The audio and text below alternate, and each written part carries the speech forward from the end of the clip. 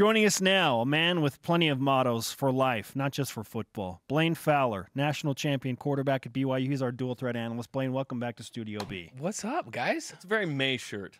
I think This it's May because wonderful. It's spring. It's well, flowery. I went to summer. Colors. I was on the Big Island of Hawaii. I left 2 days before all of the craziness happened. Oh, wow. Yeah, we got out there just in time. And then and now I've come home and it's summer here. So I brought summer with me. If you're wondering why it's been in the 80s and all that, I brought that here. Thank you. We were just in Mesa over the weekend. It was a hundy. Did you bring it here? Not quite that hot. No, yeah. it was but Not it was quite hot. that hot. It was We don't hot. have that power, Blaine. Oh. Only you Yeah, I can dragged bring it the with me. I'm weather like, with you. the flight was slow though because I was like, hey, can you please like just attach this weather to the tail? And we dragged it here with us. All right, we were just talking about mottos. Built, not born is a BYU football offseason slogan. I don't know if this is going into the year. It would appear. It's at least for now. I've seen it on shirts and Yeah. around on signs. If you could come up with a slogan or motto for the BYU football team for the 2018 season, what would it be? So you guys have to help me make it like more catchy, okay? Because to me, what has to happen is there has to be, I think, trust and accountability. I saw that theme displayed in spring, so I don't know what we can do in terms of make it a really, really catchy phrase. But what we saw last season, when we started to get a bunch of guys hurt, then you had new guys in positions. Got a lot of guys rotating through. And then we saw, as we're doing our show late in the season after further review, we're watching every play on film and we're going, why is that guy going in that gap? That's not his gap. Why is this guy trying to make that play? Why is he going on inside and losing containment? Why is that receiver cutting that route off too short? And I think guys weren't trusting one another, and so they're trying to make a play and get out of what they're supposed to be doing. And to me, BYU's differential advantage, with the schedule that they're playing, they're not going to be more talented at most positions than a lot of these teams that they're playing. So the differential advantage for them is they have to execute perfectly. To execute perfectly, you got to trust the guy on both sides of you, whether it's on the offensive side or the defensive.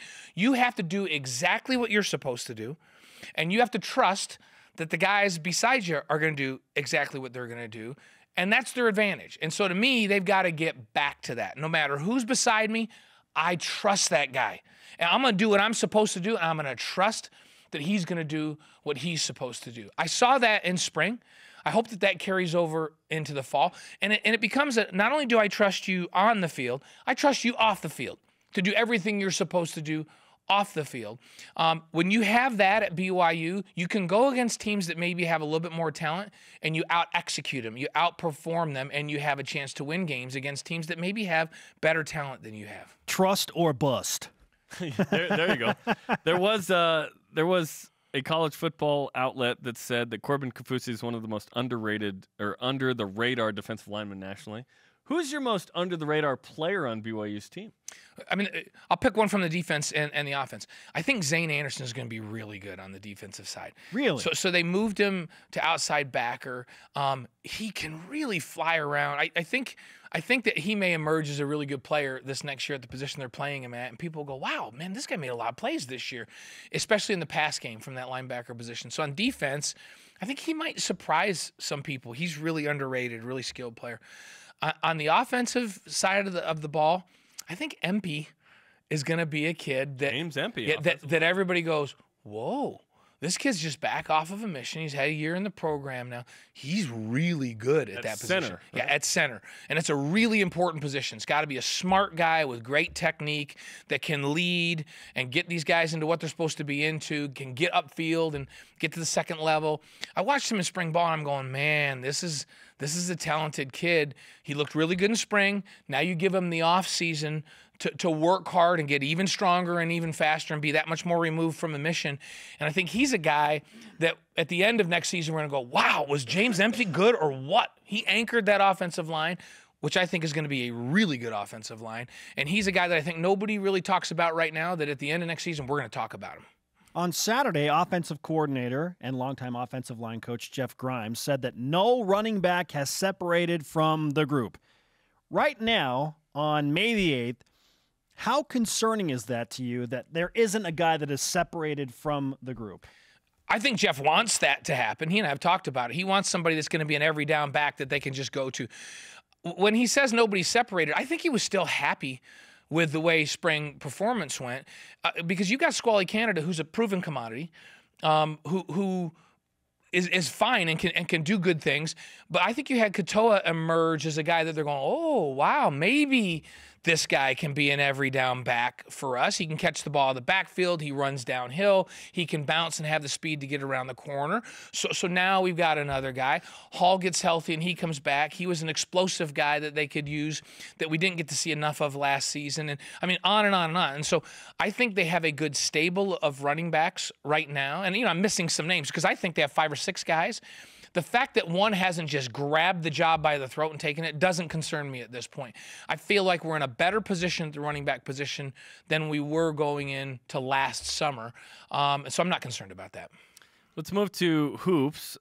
Is it a good thing for BYU basketball players to leave early if it isn't for the NBA? We're starting to see this a little bit. Eric Mika and now Elijah Bryant. It's not good for BYU. But is it good for them? For Eric, he'd been on a mission. He came back to Italy, by the way. Right, and so I have a hard time begrudging these kids when they know they can go make a living. Yeah, no denying it's good for them. Yeah, it's good for them. How about for BYU? For BYU, it hurts. Kids that they say, well, Duke and Kentucky, they deal with it all the time. Well, they deal with kids going out to the NBA. They don't deal with kids going, hey, I'm leaving early to go to Europe. Gonzaga doesn't have people go early to Europe. And they have a bunch of kids that come from Europe and Australia that come and play there. And then that's why it's kind of hard. It's like you see some of their talented guys returning, and then you see some BYU's leading scorer the last 2 years leave to not play in the NBA. It's like, wait, wouldn't that have been there in a year? Yeah, now with Elijah, I understand a little bit more with him.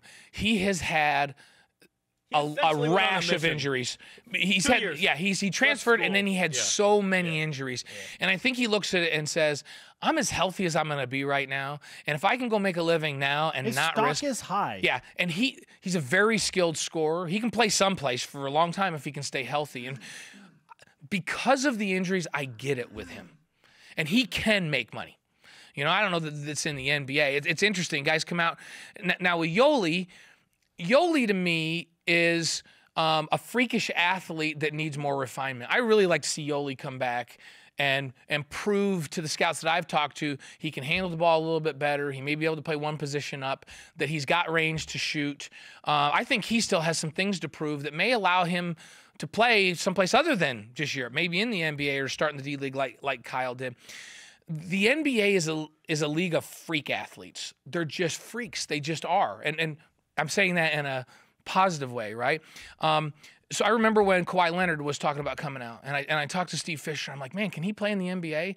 And Steve said to me, Blaine, he's like the best on-the-ball defensive player I've ever seen, period. He can defend the very best players in the world, hands down, maybe better than anybody in the league right now. So he'll be drafted, and he just because of that, and they still want to see if he can shoot it and if he can handle it. But the fact that he's such a freak and elite player defensively, he's going to get drafted. Well, now we look, and his offensive game has developed, and he's a great player. Yoli's a freakish athlete. He's not quite as long as Kawhi, and I think people are looking and going, can he develop an offensive game, and can he be a crazy, unbelievable lockdown defender? He's not. I mean, he's nowhere near Kawhi Leonard at this point, but he is a freakish athlete that maybe can make it there. I think it's too early for him to go out. If he wants to go make some money, can he go make some money right now? He absolutely can. But another year might launch him into something more, and it'll be good to see him come back.